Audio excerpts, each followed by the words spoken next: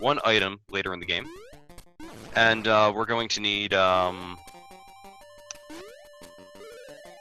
we need all the pieces of heart, obviously. So by entering here, this chest has 50 rupees.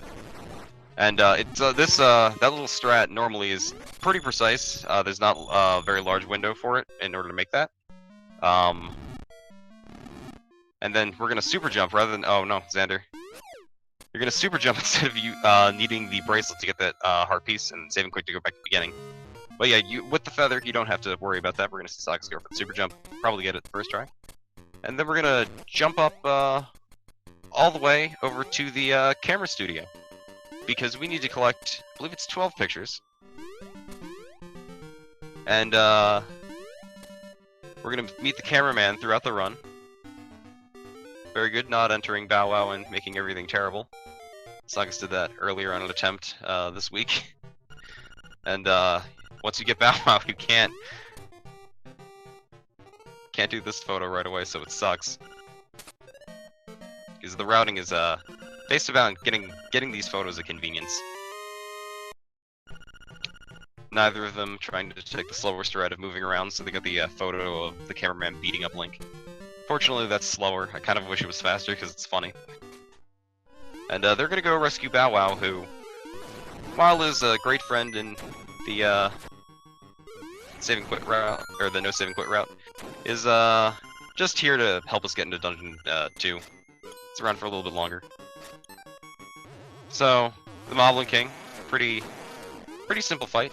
Shoots a bunch of arrows, and they're gonna wait for him to move, jump up, spin slash him, and slash him optimally 3 times on the first cycle, and then we'll only need to do it once on the second cycle, I believe. Oh,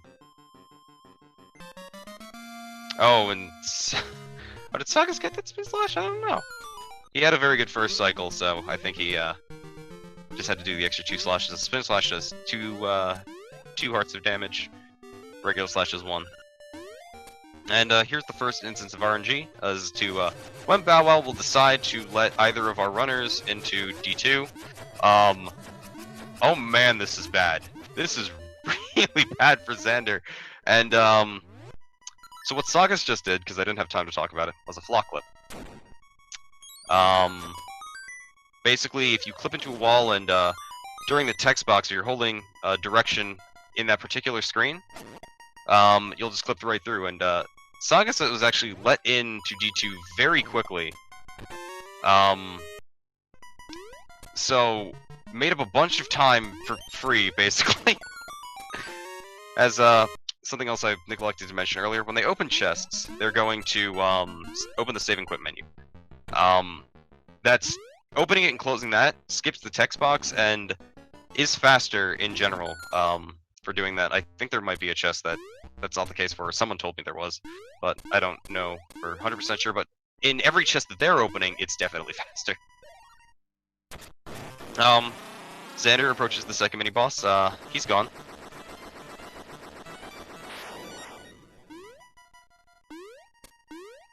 And they're approaching another little neat skip. Is the ghosts. Now, normally in this room, you're supposed to light the flames and knock the ghosts out. The arrows can hit the ghosts, and if you just push them out of the screen, the game decides that they're dead and that you can just continue, so they don't have to light the flames, and it's faster. And yeah, as an update to the Vid War, Red Tunic is only ahead by $4, so if you want to see Xander get world record with Pit Walk, make sure that you donate for Red Tunic. So this room is a little puzzle. Saga's getting not so great RNG, and Xander doing a sideways block push.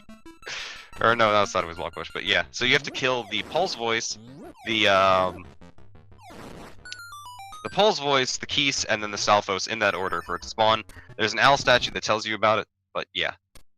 The Pulse Voice right now, with what they have, can be killed by bombs and throwing pots at them. And now we're entering the second boss, the Genie, which, oh no, Xander misses the jump. Oh no, Sagas is now ahead. Oh, that's so sad.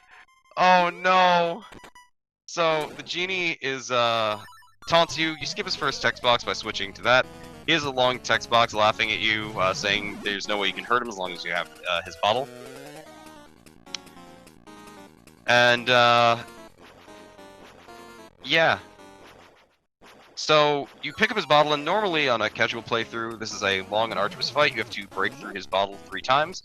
But instead, you just throw it into a corner, it breaks instantly, and then using a bomb and a bomb arrow, you kill the genie very, very, very quickly. And they both got it, which is very nice. And now we're done with D2, so we're gonna go and grab the aptly named Heart Piece of Shame, which in this route it saves a little bit more time. It's a very minimal amount of time to get it coming from the top than it is to get it while you're headed to D2. But oh right, but first, because this is a save and quit route, and we have the time, we're gonna walk over and grab a warp point, and that warp point is gonna allow them to go and get to enter D4 faster. So Sagas is walking over there. This is still a pretty tight race. There's still plenty of moments for anyone to catch up. But yeah, so that's the keyhole for D4, and that's the warp point. And once they unlock it, they save and quit and go back. And now we're gonna head down, grab this little heart piece right here.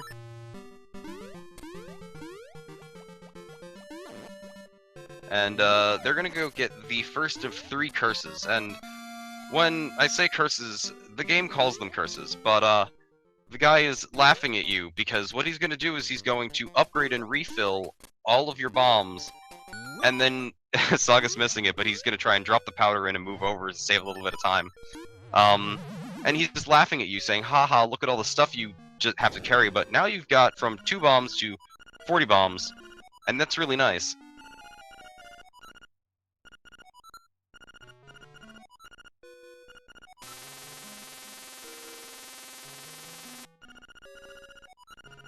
So they got their bomb refill, they have a ton of bombs now. They won't need to refill anything. And a quick update by myself. Currently ahead is the Blue Tunic with $45. Thanks to a donation by Corin Catnip saying, "My boy, this race is what all true speedrunners strive for. Blue Tunic."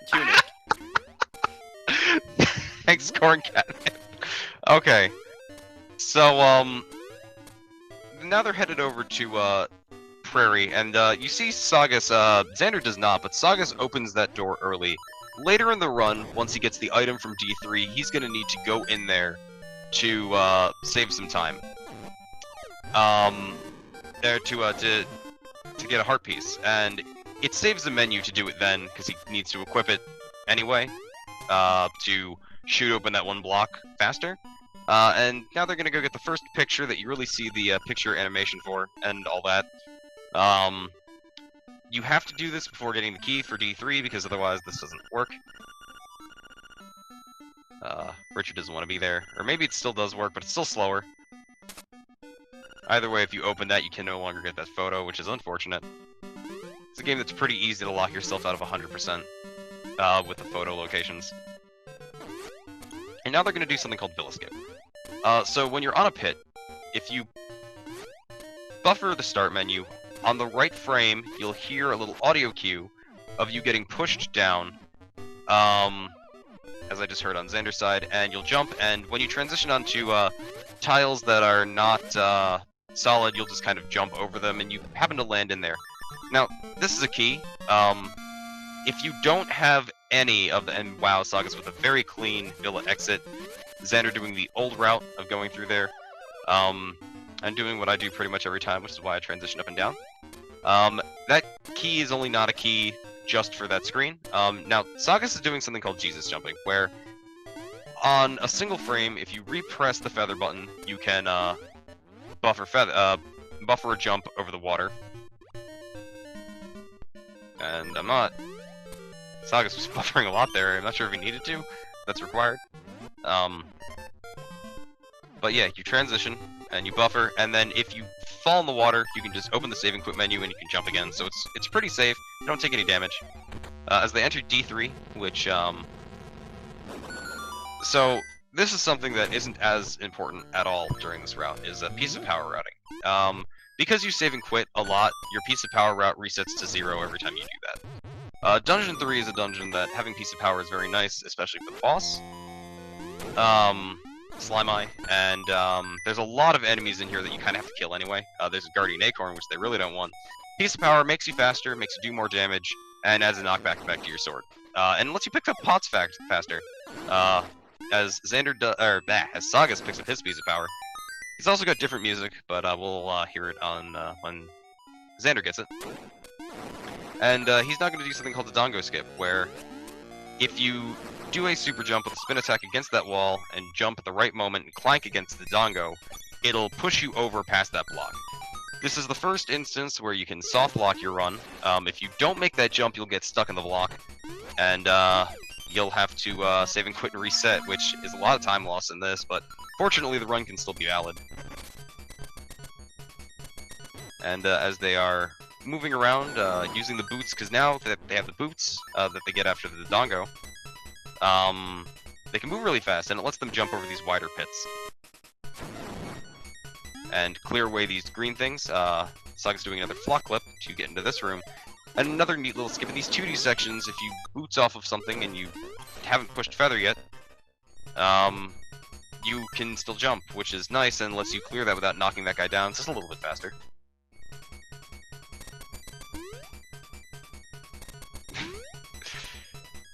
And so now we have the boss of this dungeon, Slime Eye. Piece of power does give them a little bit more iframes, and Saga's getting a very, very, very clean fight here. That was very nice. You have to knock him in the eye a bunch of times until he gets thinner. Xander missing a little bit, and then yeah, the idea is to slash and then bonk the first time so that you they make a thud animation that you're stunned during, and then extending your sword so that while you're stunned from the first one landing, or while you're stunned from the second one landing, you hit him, and he dies in that many hits, both getting a pretty good fight. So now they're going to talk to an owl that they don't bomb trigger because it would require 2 extra menus because they want to put the boots on anyway, and have the sword out. So that bomb trigger saves 2 seconds, and every menu wastes 2. So it's slower, and it's all to go up here to dig up a seashell. And now that Sagas has the boots, he's going to walk over here and grab this piece of heart, which is very important for getting through these green blocks and accessing another piece of heart.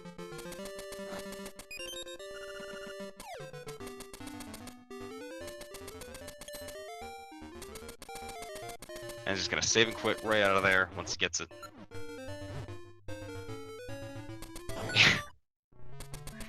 I get to breathe for a little bit as he's just moving over here to do part of the trade sequence. And so we haven't picked up any of the trade sequence items, but the game decided that in order to have gotten to this point at all, you would have had to have gotten the stick. It's impossible for you to be here with the stick, so it doesn't bother checking. And so we get to watch this fun little cutscene and get the honeycomb. And Saga's doing the swag backwards Pegasus boots. I've never seen that. That's amazing. And we need that honeycomb in order to access a scene with Marin on the beach, and we need to collect Marin. Because there are 3 photos with her that we need to collect in order to make this run valid. And we're going to enter the seashell house for the first time. When you enter the seashell house with 5, 10, and 20 seashells, something magical happens, and currently they have 5. So they get a free seashell on the 5th and 10th, and on the 20th they get a level 2 sword. And right now they're just going to go around and gather up some seashells. Grabbing the one to the right, and then they're going to head down and grab the seashell under this rock. One thing to note about the 2D section there, and it's important later in the run, is that a 2D section does not set your save point. So if you were to save and quit, it would have been from a different area. It would have been the last place you entered and not the seashell house. So Sagas is now making his way over to Animal Village. And Animal Village has a lot of things in it, but right now, the 2 things that we need are the warp, and we need to give the bear this honeycomb for this pineapple, who tells you that oh, the walrus over there is a loaf. Just give him this honey. Have Marin sing him a song and he'll move.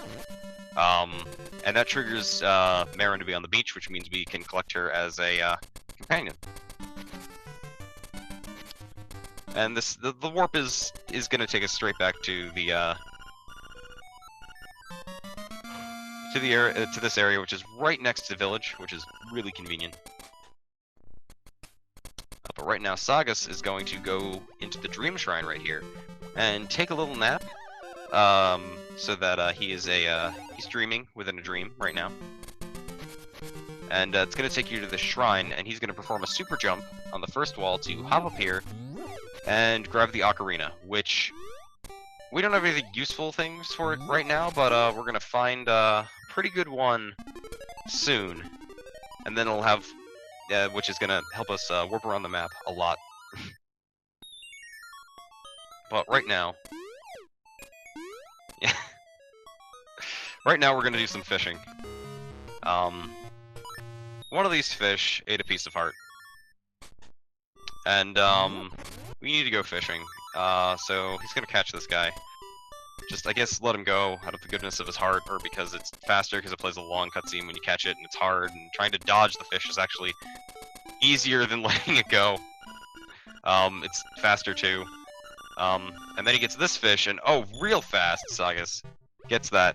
And this is the fourth piece of heart, or rather the fourth piece of heart, so he completes the heart container. And one thing about doing that in this section is that it skips the cutscene of him holding the completed piece of heart, so it saves some time to actually get that there. Now we're gonna return Bow Wow and get a nice little photo. You know, Link's just got to get closer to Bow Wow because the photo guy really wants it, but for some reason Link is not putting down his sword. He's not thinking too far ahead. And this Chain Chomp is not too happy with getting poked with the sword a lot. And so we're gonna pick up some photos in the village right now, in Nabe. And oh look, it's if you go into that house and talk to him, he doesn't really say anything. He's really quiet. But all the phone booths that you see throughout the entire map, they're all him giving you hints. He kind of tells you what to do. For example, for the 7th dungeon, he tells you about like, oh, did you know that there was a flying rooster that we used to carry us and all? We won't be seeing any of that because it's not important. But right now, we're gonna go get Marin.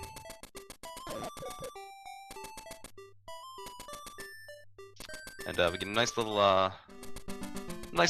beach scene as Sagas talks to her, not even facing her, just completely ignoring her. What a callous guy. It's not even saving time because he's gonna save and quit right after this scene.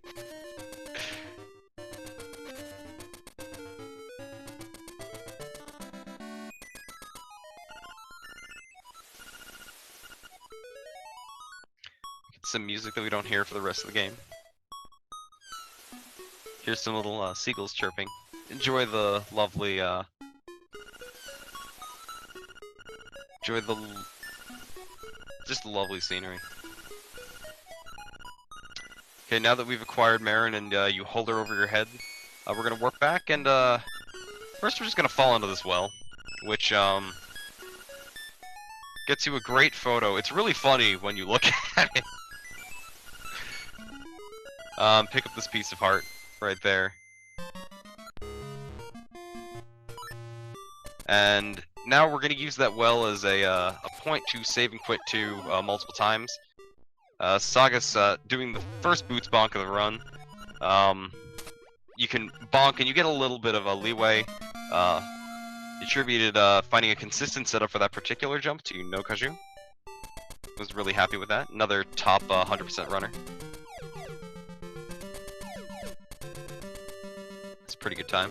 Then we're gonna go get a photo that probably nobody even knew existed for a long time. Or, well, at least when they were kids and playing this. Because who would walk here? Nobody would walk here with Marin and get this.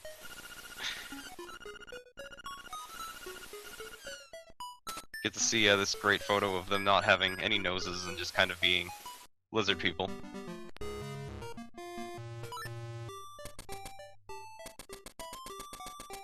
And yeah, so we're gonna do some other cleanups. Over here, there is a in this chest. There's a seashell. We got that. saving and quitting. And then we're gonna run over to a warp and do some stuff at Animal Village. Oh wait, no, first we have this photo. I forgot about this photo. If you approach the rooster statue, Terran gives you a photo. It's a good time. People in chat, we have a small problem. Oh no. Blue Tunic is ahead by $16. Oh no. So, do you really want the runners to suffer? I mean, they're doing this for a good cause, right? You don't want them to suffer. Like, that's pretty mean. So, just donate for Red Tunic. You know you want it. Yeah. On one hand, you're making D5 boss easier, but on the other hand, you're making D5 harder. Sagas' words. So yeah, get those donations in. I definitely know Sagas is going to be very upset if you donate for Blue Tunic. So if you want to see Saga sad, donate for Blue Tunic. So now we have Walrus. We're just gonna run up and talk to him. And yeah, Marin's gonna sing her song and make the Walrus go away. We're not just gonna sing to him with our fists and a bomb, which is definitely my preferred way of singing to a Walrus, as we do in the no swooping route. As a quick update to the current pace Sagas is on, he is 3.5 seconds ahead of his PB, even with that really bad start, so record's still possible. As now we're gonna fight Lamola, a boss you will not see. It's in the sand, and we shoot it with 2 arrows, and it drops the D4 key. And in the other routes, we don't fall down here, but we're gonna do that right now in order to in order to get this hidden piece of heart that, like, I don't know how they expected people to find that. That's crazy. But anyway, to explain what he did there, when he fell down, he buffered a bomb arrow up, then opened the save and quit menu to open the start menu to equip Boots and Bracelet, which he needs to go down to the bottom right area of the desert and get the next secret seashell. A lot of this routing is based around the secret seashell locations, just because some are faster to get than others, and they're currently, I'll go over that a little bit more when it's more relevant, where Sagas is trying to look to change the route up a little bit more. But, so when I said bomb triggers, when you put 2 bombs down in the same frame, you kind of force a screen to activate an animation, because it's like, okay, play one animation, and then play the other bomb exploding. But when the other bomb is supposed to explode, it doesn't exist. What is also an animation is picking up a piece of heart. So if you bomb trigger onto a screen with a piece of heart, you pick up the piece of heart. Which saves needing to either Villa skip your way or hook shot your way across that and wasting another bomb and arrow. Completely not needed. Sagas is just tearing this up right now, and as he's on his way to enter D4, where he will be performing, oh, sorry, he's gotta learn this song first, which Marin is now teaching him Ballad of the Windfish.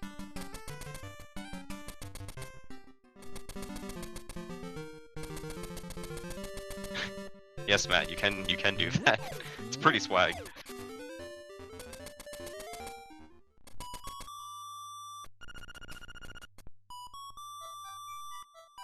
just gonna let them sing.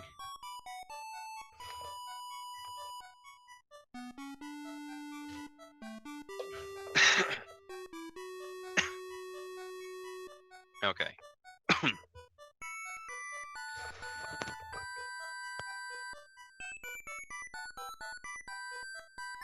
Alright. So, now Sagas is on his way to, go enter D4, Angler's Tunnel. Gonna fall down these warps.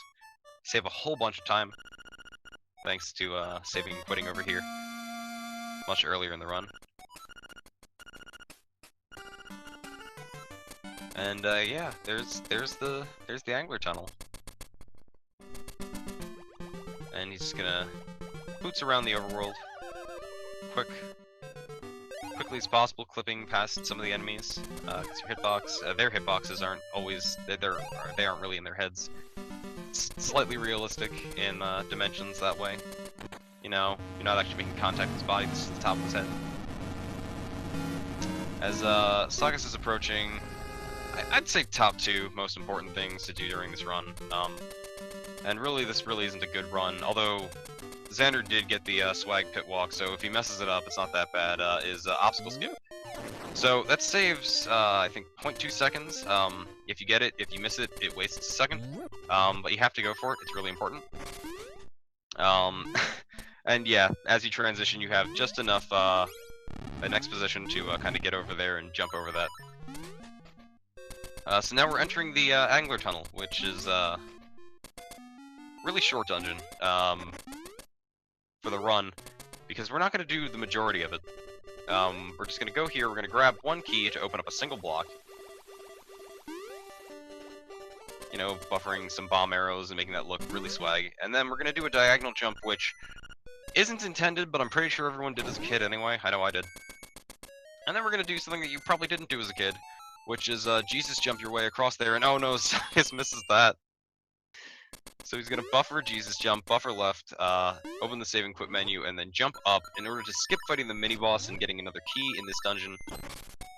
He really wanted to kill those Helmisars. They're really annoying as he does the pattern for this room. He grabs the flippers, which means no more Jesus jumping for a while, although you can jump over lava. Xander's doing his Jesus jump right there, and now Sagas is going to go for a skip to the boss key by setting it up so he clanks off of this P-half with a spin jump and then another super jump off of that wall, which is way faster than the old one where you had to open a menu, equip bracelet, open another menu, unequip bracelet, so it's 4 seconds faster, and you just did it off that wall. Clanking off that P-hat makes it really quick. And we're going to fit the anglerfish, which Sagas misses the dive where you would just drop down really fast. And good fight other than missing the dive. And we are approaching very quickly to the cutoff for Enter Color Dungeon. It's coming up next. They both missed the dive. Wow. That's surprising. That's one of the easier tricks to get.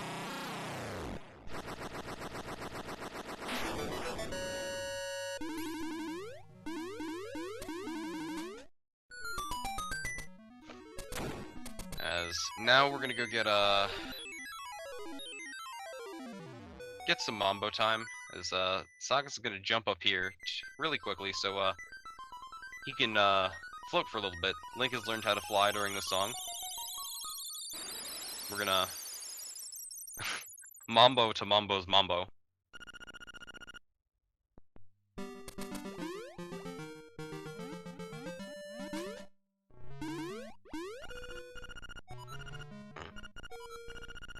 And Mambo's Mambo is a great song. When used in a dungeon, it lets you go to the start of it, which isn't helpful because saving and quitting is still faster than playing the song, but on the overworld, it lets you warp to Mambo's house.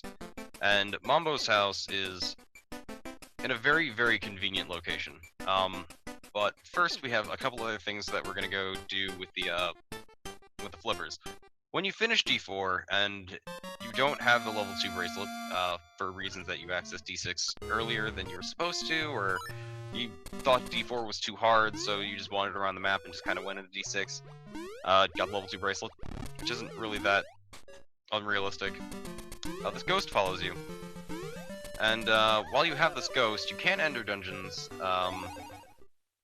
and it whines at you, it's like, no, I want to go home, so you gotta bring the ghost back to her house. And we have to do this, even though it would be really nice not to, because, well, you can get a picture with the ghost. And so, remember that train sequence we didn't do any of other than giving the honeycomb to the bear? By walking into this screen and dropping some bombs against the wall, because there's a pit there, you can perform a bomb trigger. There are 3 ways to perform bomb triggers. On transitions, there's a couple transitional types. There are 2 types of transitional bomb triggers, and then one where you just drop them in a pit. And again, drop 2 bombs in a pit within 4 frames, and you get it. And then, yes, you get the mermaid's bra from the fisherman, who just finds it because you blew up the wall. I guess it was in the wall. And you return that to the mermaid, and you get the mermaid's scale. And that lets you open the mermaid statue. But we're going to do that later. And we need that to go get the boomerang and the final photo, which are very important. But right now, we have to deal with this ghost. And get our second... No, that's later. So we go into the house, the ghost looks around, just like, alright, I'm good. Yeah, that's a good point. It's a ribbon because censorship. The English version made it a ribbon, whereas the Japanese version, and then she's like, don't look at me without my ribbon when you go underwater in the English version. In the Japanese one, she calls you a pervert because she's missing her bikini. Oh, and Saga's going up, not thinking. Does that later. But we're gonna head down here, grab another secret seashell. I don't quite remember what the seashell count is right now. Oh, thanks for pausing there, Sagas. We're at 13 now. Good old 13.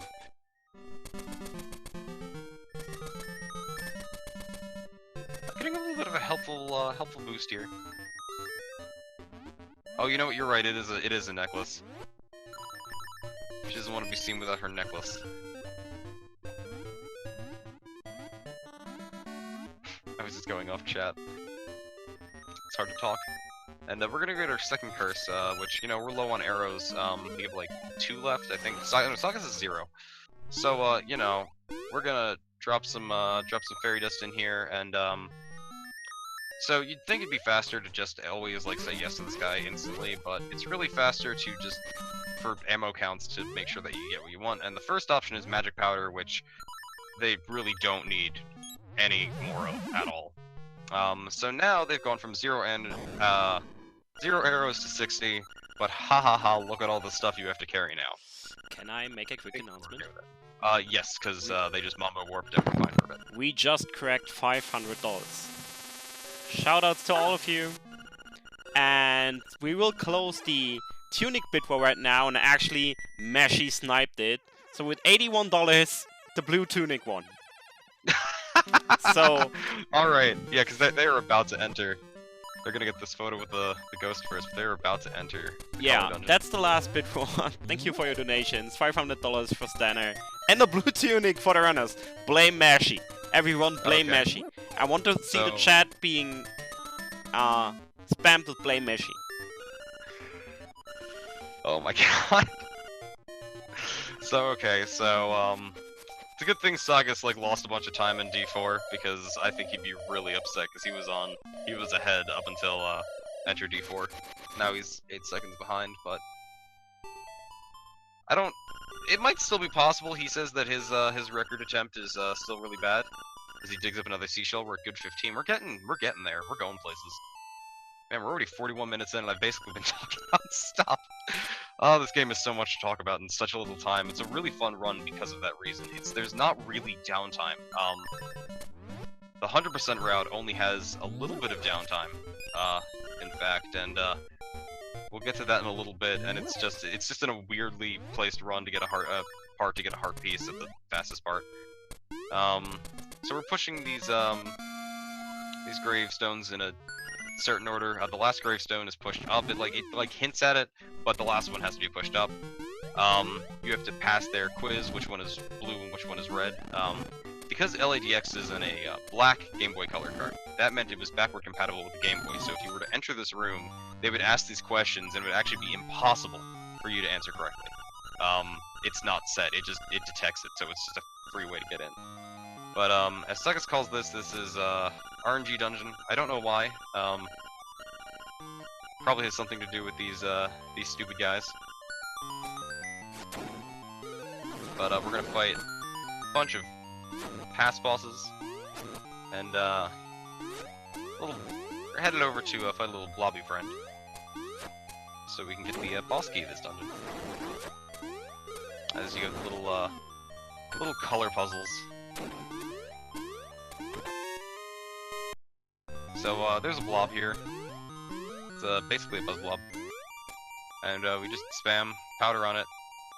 5 or 6 times. I think one of them missed. Kill him and then go grab the boss key.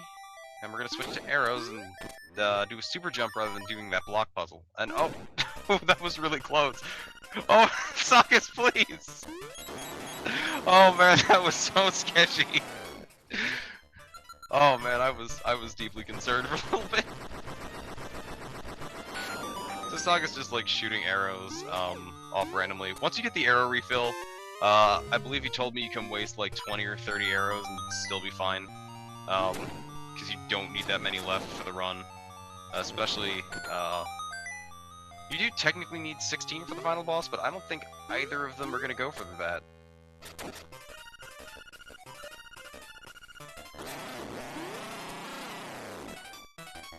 Saga's having a little bit of trouble with the maneuvering. Okay, so this room, you have to put all of the shells into their right holes. Saga's getting trolled a little bit by the blue guy. You can get the 2 green guys in the same one. That never happens to anybody, as I've been told. Saga says that in his world record PB. But these runners are still pretty close, and there's still a little bit of RNG left in this game. So, rather than shooting that block, now we have to fight this guy.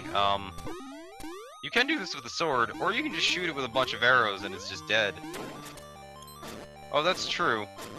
That's true. They would get the boomerang, although the hitbox for that sucks. I heard as a kid that you could beat the final boss in 1 hit with a boomerang, and I could never do it.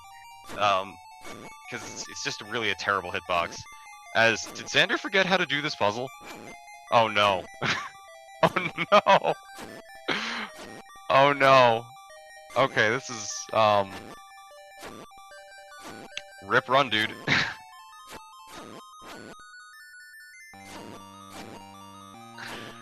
Oh, that's heartbreaking right there. He's just gonna save and quit and reset it. I guess he hit something, but he has the blue tunic, aesthetically more pleasing than the green tunic. I can see that getting clipped and ending up in the memes channel. Oh my god. So, we're gonna go, so this is the part of downtime for the run. Where Sagas has to go get a heart piece. And, you know, the only thing he has to do is perfectly tap A on a 44 frame, or like every 44 frames to get optimal. Did he seriously forget how to do this room? Oh my god. I feel so bad for Xander right now. This is... He had such a good run going too, but I don't think he's gonna be able to catch up to Sagas anymore. Unless Sagas fails, our good friend Rooster Skip, a lot. But yeah, it's really out of the way, that heart piece, and it sets your saving quit to the warp. Warps change your saving quit. So... There he goes. Xander gets it this time. Okay. 3rd time's the charm, that's what they always say. Okay, so... We're gonna go get early boomerang before hookshot. So by doing 6 select buffers, 6 map buffers to get you to the right X position, and then buffering menu 16 times, which means instead of moving sideways, you only move down. Off of this jump, you will clip into this wall, and that will let you super jump off of it and land on the other side without hookshot, which will get us early boomerang. And the reason we do this is because it lets us do another trick that both of the runners are going to go for, called early hookshot, which saves a minute in... Oh no! Can he boots out of it? Okay. He didn't quite get the perfect lineup, but he was able to boots out of it. Sometimes when you're clipped into things, the boots lets you move like a little bit extra. And yeah, so he's gonna grab the magnifying lens.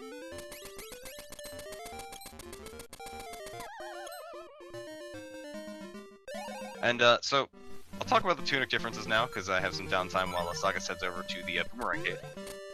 And Xander's swimming. Oh wait, no, but first we gotta go get this photo, which is an amusing photo down here. But yeah, so the tunic differences is the red tunic kind of acts like a pseudo piece of power.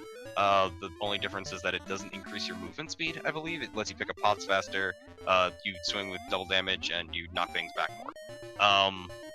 The blue tunic is the same as the Guardian Acorn, you take half damage. So not super helpful, although it does make some things a little bit less threatening. The one thing that the only downside of the red tunic, and it's very notable on the D5 boss. So the D5 boss doesn't have health, it has like hits. You have to hit it 8 times with the sword. When you have the red tunic or piece of power, the D5 boss has way bigger iframes. And that sucks. So yeah. We head back to the ghost house, because after you return the ghost, this is why they didn't do this earlier, this seashell is here. And actually, this seashell is why they don't get the boomerang when they have the ghost with them, because otherwise, you know, that would be nice and quick. But unfortunately, Sagas is trying to figure out how to properly route it so that he could maybe find another way so they could do this a bit earlier. Grabbing that chest, because they do still need to hit 300 rupees. And we've also dug up. You have to get 2 seashells actually, because you trade your shovel for the boomerang. But yeah, the D5 boss has longer iframes, so it's much harder to get in a 2-cycle, and you really want to get a 2-cycle because if he's on like I think it's like 2 hits left or 3 hits left, the boss you pull out of the wall can have fakes, and those fakes just they go around the room, waste a bunch of time, and explode. So it's basically just blowing up your run all at once if you pull a fake, and that's no good. As Sagas is heading over to enter D5, he is the feather equipped because he's gonna bounce against this wall. Mashing feather here makes us ever so slightly faster, because otherwise it's really slow and boring. It's definitely faster on the way up. Xander's just picked up the magnifying glass and is gonna head over to the rubies, having no problem getting over there. And now we're going for the, and this is a new addition to the run. This route that both of them are taking is only, it's a little bit older than a month. Like it's maybe turning 2 months old in like a week or 2. We're going for early hookshot. So the way this works is, in the next room, normally, after fighting Master Stalfos 4 times, you fight him in there and he dies. Master Stalfos is scripted to drop a key. In the next room, all keys are treated as hookshot. And, he gets the bad one. So, the goal is to pull the key with you through the transition with the boomerang and pick it up in the next room. If you do it early, you don't get the key, you lose 18 seconds per attempt. It's still faster if you do it like 3 or 4 times. If they get the key in their inventory, they have to reset. And Sagas gets it 3rd try. Very good. We'll see how Xander does on that. They basically lose a minute, but if they didn't save when they entered the dungeon at the start, I'm pretty sure that... Oh yeah, and then the key's still in the other room, so you just go and get that key, because you only need 1 key to beat D5. And it really does save a lot of time. And, yeah. We're gonna go fight our good buddy Master Stalfos. They're gonna wait for him to fall down. You're supposed to fight him 4 times, we're gonna fight him once. We're gonna hit him with 2 bomb arrows and drop a bomb. He's gotta stand up, and Sagas has apparently forgotten his menuing. He's gonna say some words and leave, and he's gonna go to the 2nd room that we're never gonna enter.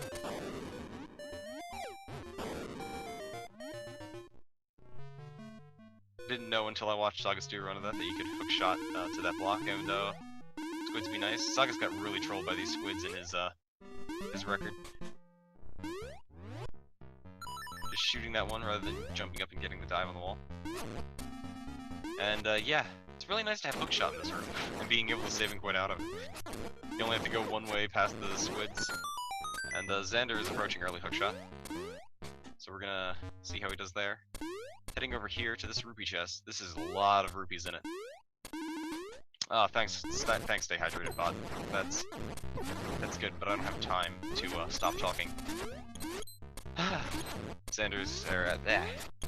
Xander's going to be attempting early hookshot soon, and Sagas is approaching the boss. But Xander could make up, you know, some of the time that he lost forgetting a puzzle. Oh no! Oh no, he got worst possible outcome.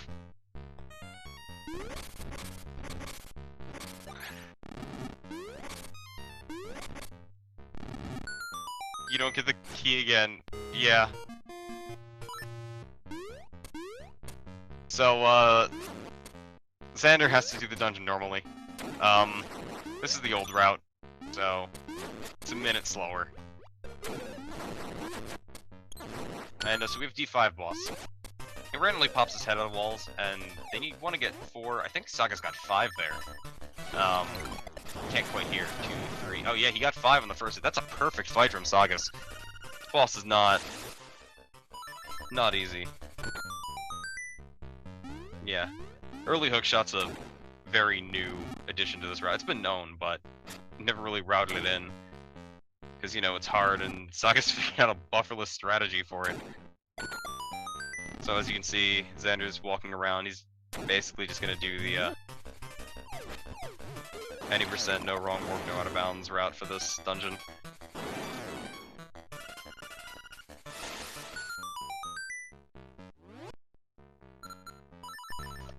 As Sagas is done with D5, and jumps in the water, doesn't Mambo right away, which is unfortunate. Yeah, we don't even go up here. And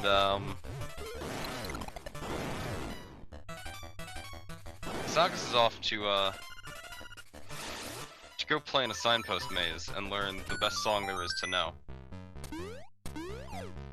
We're on 16 seashells though, so he's gonna pick up a quick seashell by just bonking right into this tree.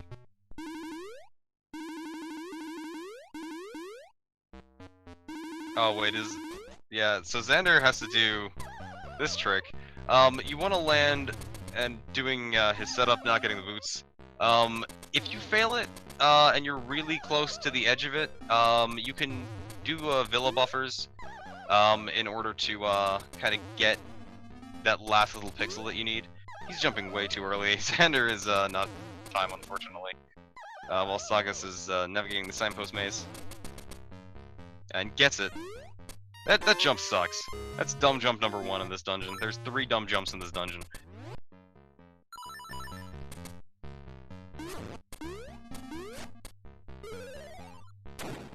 Maybe that's number 2 and I'm forgetting one. I'm probably forgetting it. D5 just sucks in general. It's a lot of runners' least favorite dungeons. Is Saga solves the maze of walking around in squares repeatedly until he gets it, and meets Wart, who has been ousted from Subcom by Mario, and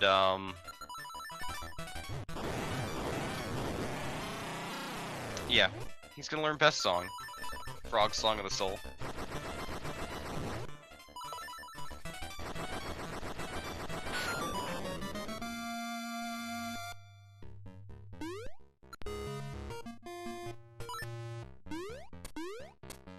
Whew.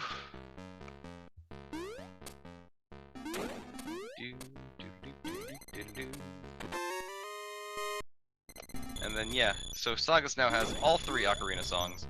Unfortunately, when Xander gets there, I guess that's when you'll all hear it, and that's the only time we're gonna hear it, because it's a lot easier to wake up dead things with bombs. Apparently blowing them up, they don't like that, so they come back to life, which really makes a lot of sense in the context of the Legend of Zelda series. As Mambo is much more useful.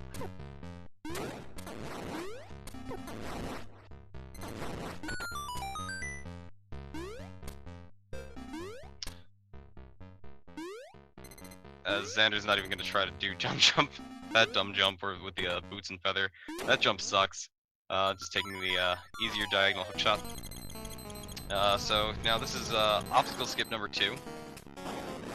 And oh, I guess there's a little bit up here that I can talk about because I was busy prattling on about something else earlier. You see that heart piece?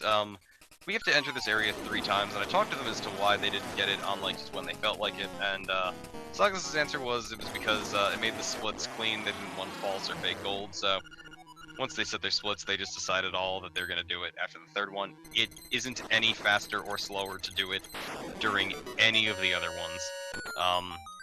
But right now, it's Rooster Skip. Rooster Skip is hard. And there's a buffered and a bufferless method. And Sagas gets that almost perfectly. Although, you know, maybe saying that, oh, he shot it forward the first time, we wouldn't go for it, but those are 2 frame-perfect inputs on a 60 FPS game, where the hookshot gives you 1 frame as it's retracting into you, to jump. And that's pretty good.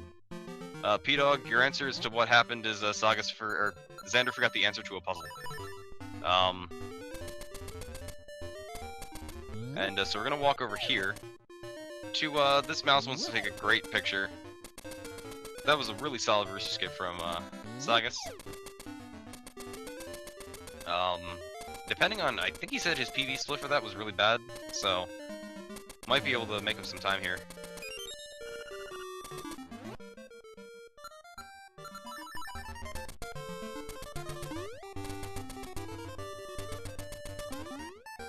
Okay, good. It's already in the memes channel. Thank you for confirming that, Corinne.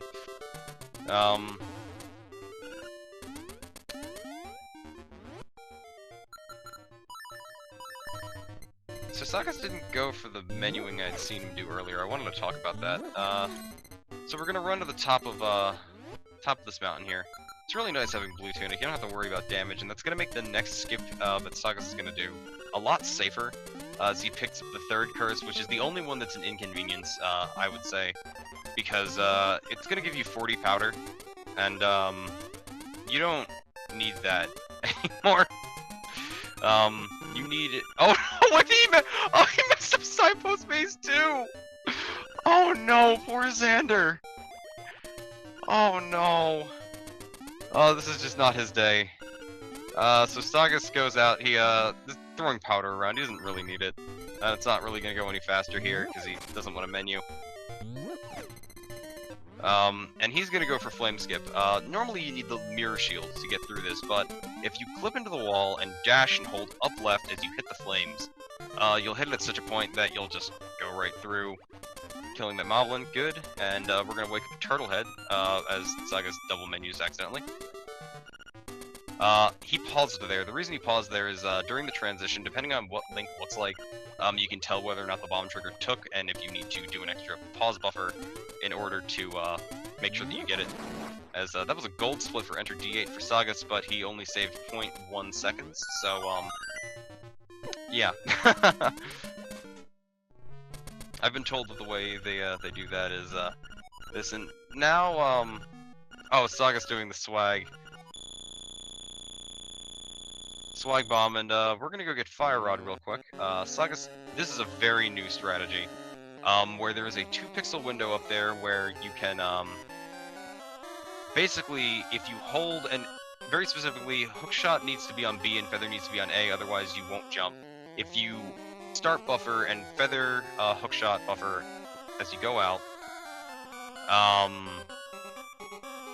you'll hook into that and then do like a super jump mid hook shot, so you'll flock clip mid hook shot, and it's ridiculous how it goes, and then you'll just skip right over needing to get the key for that. So we can get Fire Rod without backtracking at all. And now we have our next little trick for D8,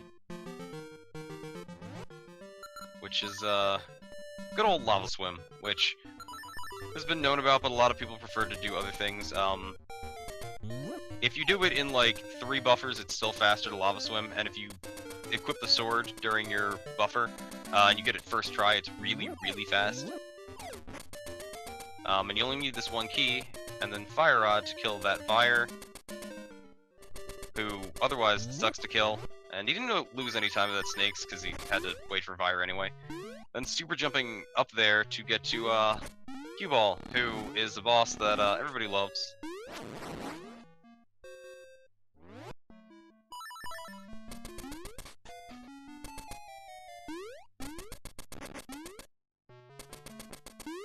And we have this room. It's a simple little Hamiltonian puzzle. And it's gonna be clipped endlessly if any of them mess it up. Every runner kind of does this differently. Sagas likes to make sure he has that big long stretch at the end. I personally like to do jumps earlier in it and then go all the way over. But yeah, Sagas is almost on the D8 boss. Which, you know, and then I'm like, alright, but first we have to go out here and grab a piece of heart that's up here. I was just thinking, and then we're going to the egg. Wow, this run has been short, but no, we're doing 100%, so D8 is done 6th.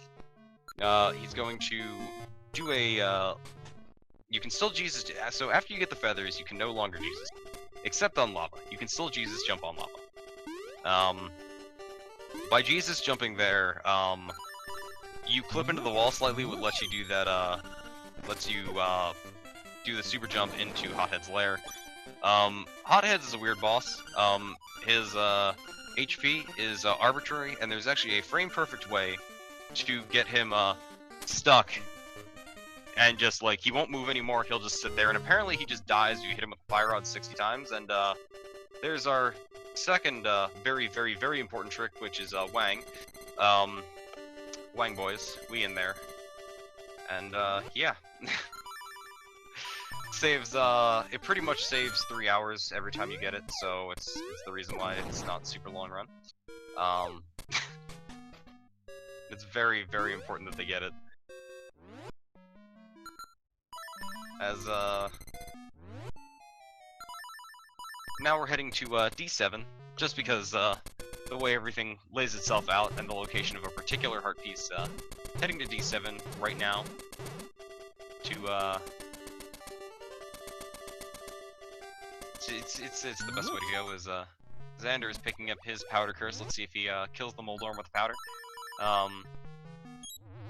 It's very, very looking forward to murdering that Moldorm, and I can imagine even so since his run has not exactly gone super great.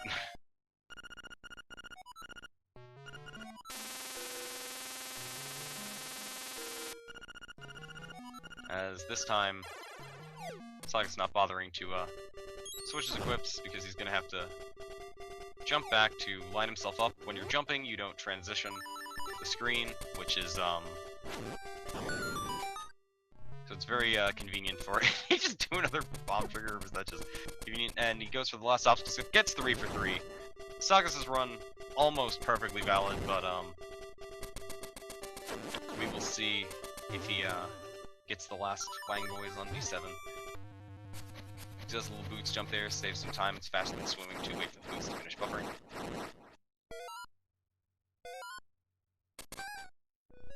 As Xander also runs through. Hey, Xander got a gold split on his Enter D8. That's pretty good.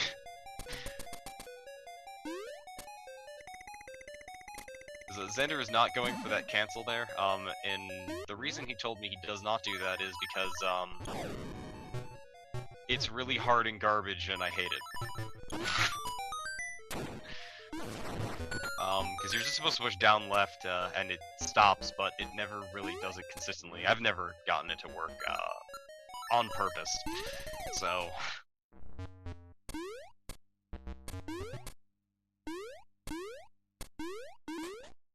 But, yeah, he got the early Blano fight pretty good, too. As, Sagas puts the bird key in sideways and is going to be entering D7, which is a very long dungeon. It's very puzzly. You have to go through and carry a...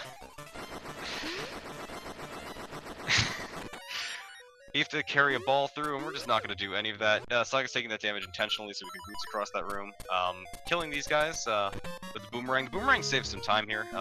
If you didn't have the boomerang, you just go up and do a super jump to hit the switch, and super jump so you can get over here, but that gets you the mirror shield. And oh no, Sagas making a mistake. That's unfortunate. Going a little bit too fast for himself. And now we're gonna, you know, we skipped the thing that knocks down the towers. He made sure to get that, so we have Pit's bomb triggers here. Looks like he's just going for Pit didn't go for the transition.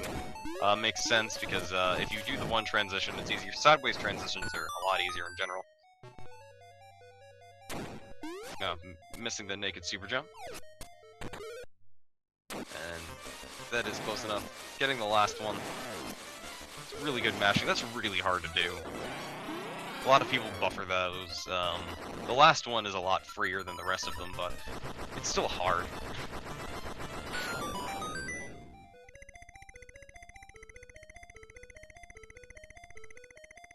So Sagas falls down a hole here, and is going to pick up seashell number 19.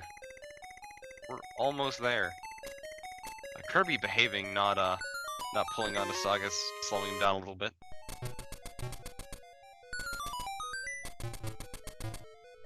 As we are approaching, you know, I don't think he'd be stubborn enough to do this long enough for Xander to catch up, but you never know. Is a little trick called Goomba Surf. So, when you are in the super jump state, if you bonk off of an enemy, as Sagas is trying to line himself up, he thinks he has it. You can bonk up there, and these Goombas are not being nice to Sagas. Oh, when he wasn't perfectly clipping the wall. Yeah, you have to be on like the very edge of where you would be to super jump in order to get that cleanly. Usually, if you get it and you're not quite there, you can boots out, but there is a pixel. It's if you go all the way into the wall that you just get stuck in there, so it's really hard. And since you can't do a sword jump because you'll kill the Goomba you're trying to land on, it sucks. So now we have Evil Eagle, and there is a quick kill with Fire Rod. So when his talons, oh no, so he didn't quite get it, because of the Eagle's position on that. When his talons leave the screen, his X position stays the same, but his Y position goes immediately to the bottom. So you can fire your Fire Rod when his talons leave the screen, and it'll hit him. And if you just keep spamming it down there, the Eagle will die. And he didn't get a Wang. The run is invalid. This is garbage. If Xander gets it, Xander probably wins because he's created enough memes for us for a while.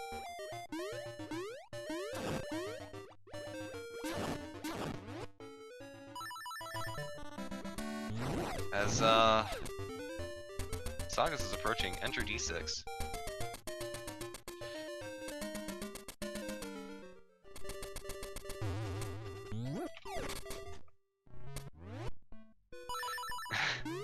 So the reason why we do Z7 there in that order, because falling down,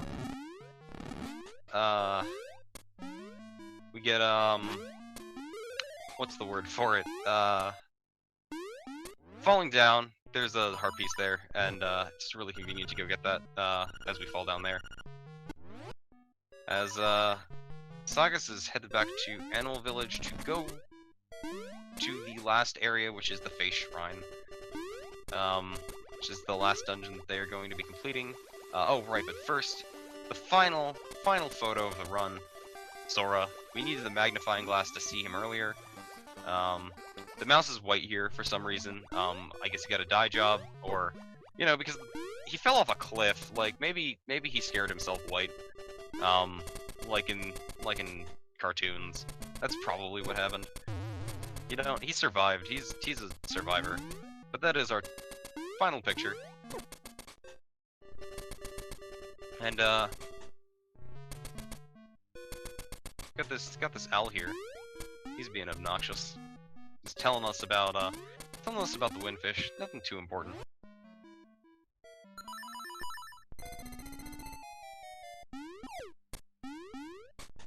No, we're not adding dex modifiers to our sword damages. The Link's sword does not have the weapon finesse attribute. I'm sorry. So we get to do Armos Maze. Armos Maze is not really such a maze, as it is just a bunch of Armos. Some are alive, some aren't. He's gonna make a quick detour over here to grab our 20th and final seashell. Xander is entering D7. Being, I don't want to say like 3 or 4 minutes behind Sagas at this point.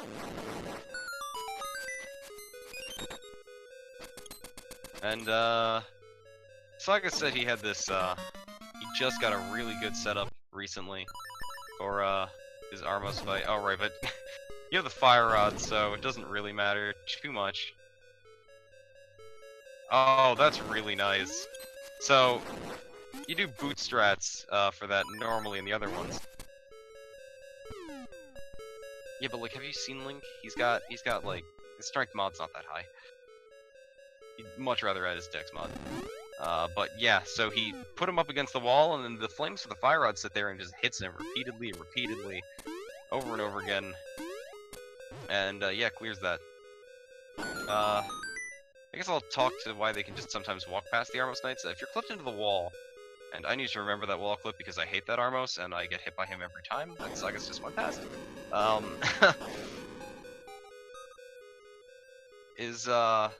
The top of their hitbox doesn't exist, similar to, you wouldn't have seen it, but the flowers around D2, why they actually, yeah, you would have. While you walk out of that, you can walk out because you're clipped into the wall. Their hitbox, it doesn't exist along the top pixels, and neither does yours.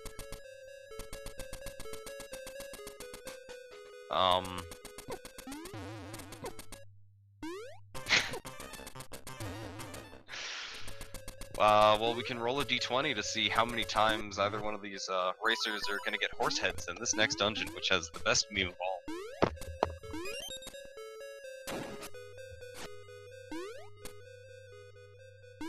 So I grabbed a d20. I'll roll it for Sagas first. So let's say 20s explode, because that would be fair, because it would be the only way to roll for Cravone, who can't get less than 20 horse heads at a time. And this says Sagas is gonna get 4 horse heads. So we're gonna see how that goes. But right now he's picking up the level 2 sword, and the reason he does that after entering D6 is, as I mentioned earlier, 2D zones don't set your save and quit warp.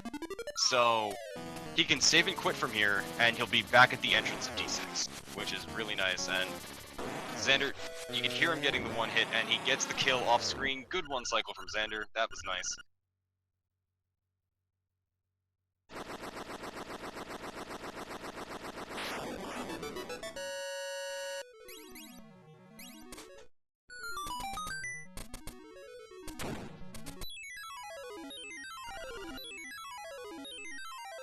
And yeah, we're going through a D6 to grab an item that we need for exactly one room. The level 2 bracelet. Oh no, Sagas got hit and knocked off. You can actually go through this room without needing Feather once. But unfortunately Sagas getting hit there, and he had to equip Feather.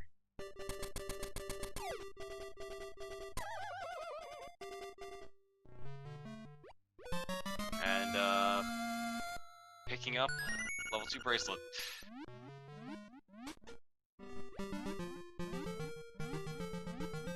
And oh no, Sagas just falls down. That's a shame.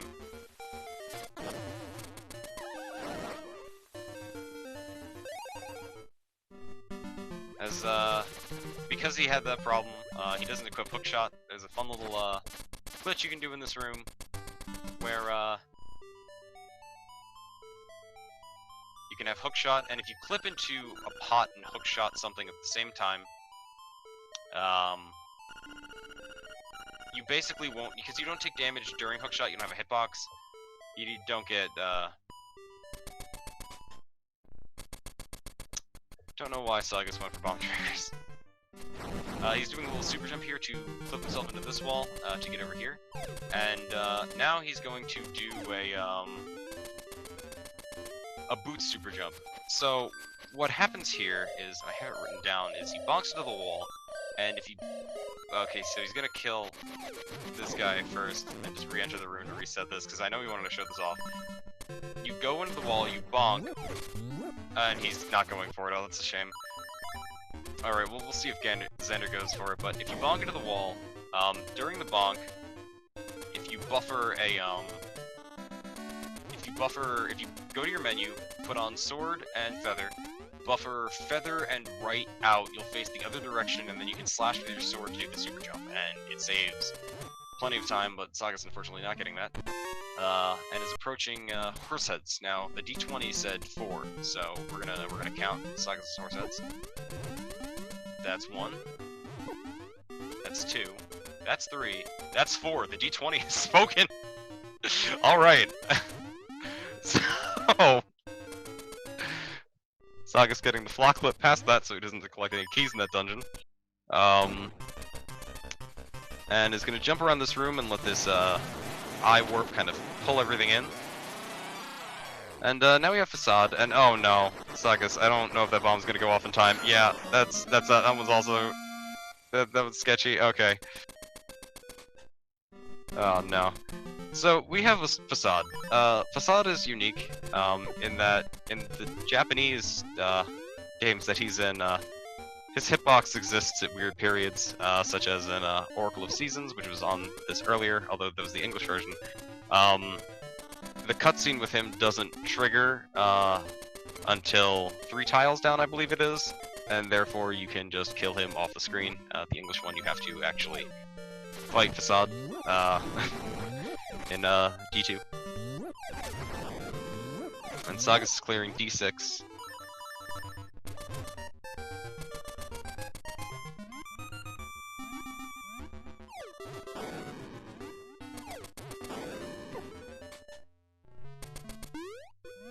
And is now going to be making his way to the egg, and I'm gonna die to see what Xander is going to get.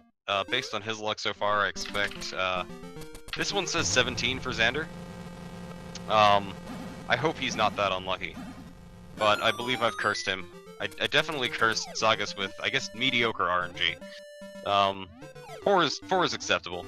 You really want 1, but you want less than 7. Xander picks up his level 2 sword.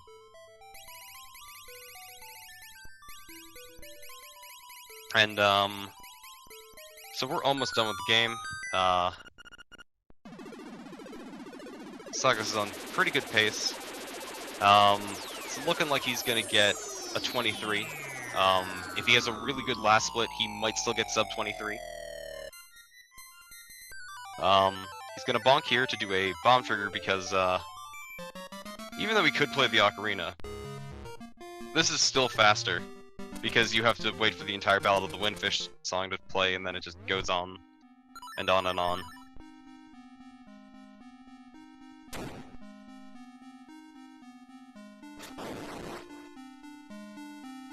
Xander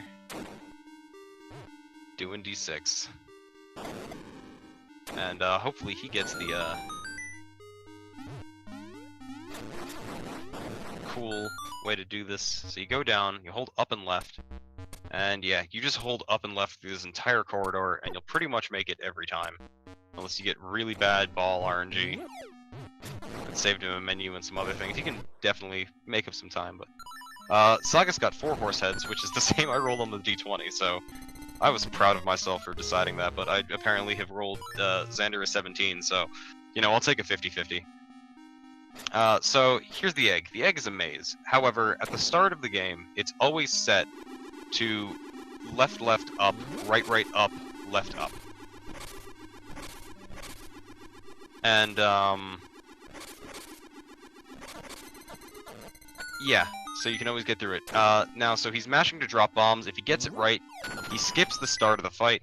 It saves like 10 seconds.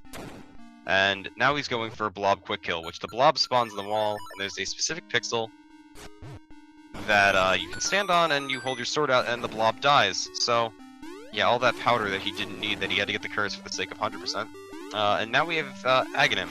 The other thing about getting the bomb trigger is that the cool boss music doesn't play, which is a shame, but that's whatever. So, Aghanim in this game, the first 2 shots are always, red balls, you can always hit them back. And then it's a 50-50 chance every time past that. There's no guaranteed, reds. So, Aghanim could, in theory, and it would sure be something to watch, hold Sagas here long enough for Xander to come back and win. The chance of that happening is ridiculously low.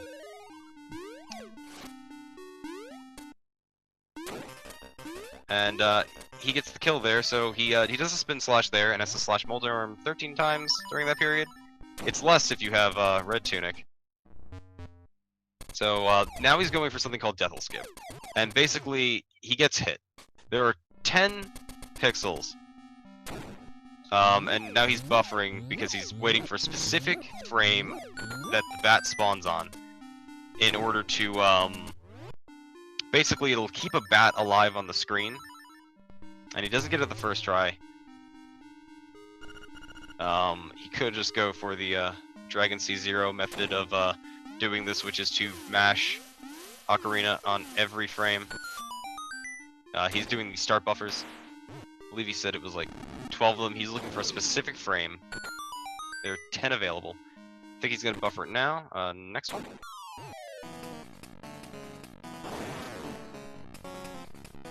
Yeah, once you see the bat appear, you a whole bunch of map buffers, and if you get it on the last one, the bat will freeze in place. And okay, so he is set up with buffer Death'll Skip, so we will get to see that. There's Lamola again. You don't get to see that. And what happens is the room spawns Death'll twice, but then the one Death'll dies instantly. And that is it. That is a dot done from. Man, he lost a minute on that last fight. That's a shame. That was all from the skipping.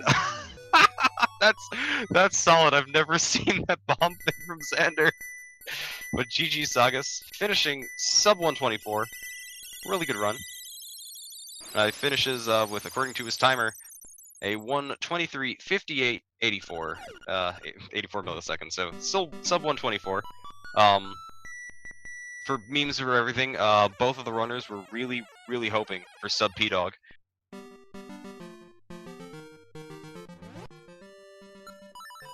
And I have to turn off Sagas' sound because I can hear myself talking. Probably wanted to see how close he was to beating Xander, but Sagas is the superior puzzler, so definitely saved pretty much the majority of that deficit, other than missing early hookshot. Hey guys. Hey Sagas, how's it going? Great, I guess. Yeah. If you want to know why Xander is so behind outside of missing early hookshot, check the memes channel in the Discord. Oh. And yeah, that was good. I was a little sad you didn't get to show off the boots bonk jump. Yeah. But everything else was pretty good. I could definitely see your I guess care in your play deteriorate after you found out that you had to do blue tunic.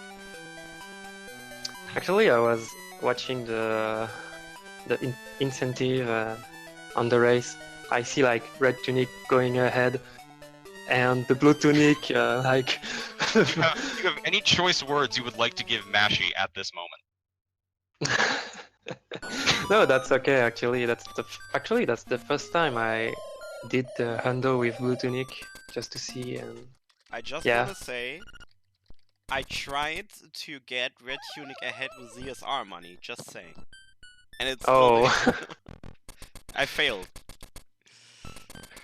Oh, so another fun thing about Windfish Egg, if you drop a bomb and you like do all these transitions, you'll run back into your bomb again, which is just silly. Xander approaches the egg. Let's hope you will complete. Is it? Xander is happy because I do know they were talking about it. As long as they got sub P-Dog pace, which is the really the measure of whether or not your run is good as to whether or not you're faster than P-Dog. Which unfortunately means none of P-Dog's runs can ever be good because they can never be faster than his own runs.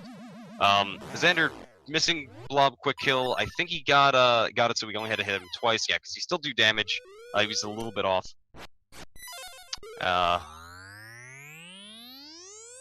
Guessing he didn't get the 17 blue balls I rolled up with, or 17 horse heads. Maybe it'll be 17 blue balls. Get 17 horse head. Wow. No, I rolled a die to determine how many horse heads you were gonna get. I rolled a 4. How many horse heads you got? Yeah, I got So, 4 too. Yeah, then I rolled for Xander, and I came up with a 17, and I'm like, oh no. I was hoping for a 50-50, but 17 blue balls is not unheard of. He's at 2 so far. I hope you remember that you have Blue Tunic because Moldom Quick Kill is different. Yeah, I would probably still mash like the 13 times. Yeah, it's so much faster with Red Tunic. Actually, yeah, and I think I hit him like 8 times. It's not like Blue Tunic. Yeah. You just need 4 times. But that was okay. That was fun. Okay, so we know he got it all 13 times. Let's see if he goes for bufferless or even gets it. Nope, he just kills Ganon instead, not even electing to. Why did that go so much? Oh right, level 2 sword, that's why. It's because he didn't learn the Detail Quick Kill. I'm wondering why it he's couldn't doing do. this with arrows when he has Boomerang. Oh, I think it's for the meme. Oh no, he just remembered, or he's listening to the stream. So as you can see, you missed it, and I think that is not sub P-Dog time.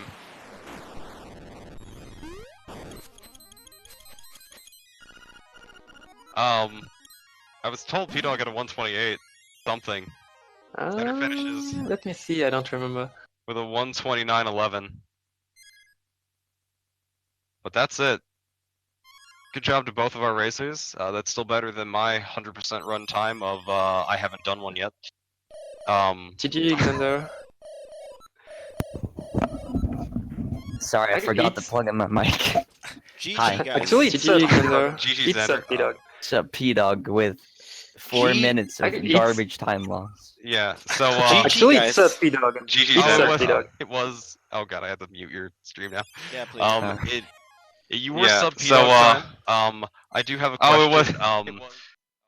How did you feel when you forgot that puzzle the second time? I didn't forget it. I messed it up. I hit the wrong thing and I couldn't solve it anymore. Oh. Twice. Yeah. Twice. I don't know how I did that twice, but Yeah. I did. So, how does that make you feel? That makes me feel like I'm sub P-Dog. It makes me feel happy because I did that and it's sub P-Dog and I even It was picked up 6 the seconds. goddamn key in D5. Oh man, I saw that, you looked at that, and you tried to do it, and I'm like, oh no. And I just talked about how if you pick up that key, you have to just do the normal strike because none of you save and quit at the start. I was like, what? For like 5 seconds and then I continued. Yeah, I mean, does it at least feel better knowing that because you messed up early hook shot, you're forgetting the puzzle didn't have an effect on the race? Yeah, it feels better. At least it's sub P-Dog. That's the only thing that matters. That is. We went over that. It was very That's true. important. That's true, actually. I'm blaming this all on Blue Tunic. Whoever donated for Blue Tunic, you will burn in hell. So do you have any choice words for Mashy for Yeah, sniping that? Wait, let's actually get Mashy in here. Mashy is in here. Mashy. So Do you have any choice words for Mashy? Hello, Mashi. Yeah. Blue Tunic. Mashi, I hate you. Forever. And with this sentence, we finish the stream because it's a good ending word for this. All right, we're done. No, just kidding. So, how many donation we got for Stainer? Mashy, are you up to date? So it looks like the total that we raised is $502.72. Sick. All right, that's pretty good.